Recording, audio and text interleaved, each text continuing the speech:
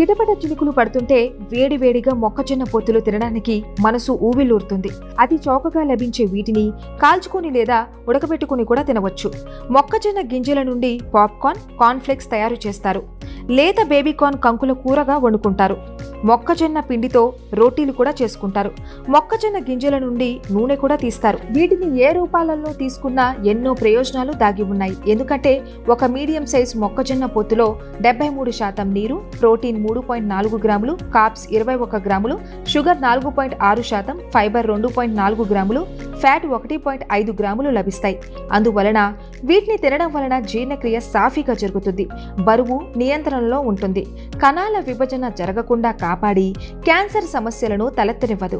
Fibre కూడా ఉండడంతో హృదయ సంబంధిత సమస్యలను దూరం చేయడమే కాకుండా కంటి ఆరోగ్యాన్ని మెరుగుపరుస్తుంది.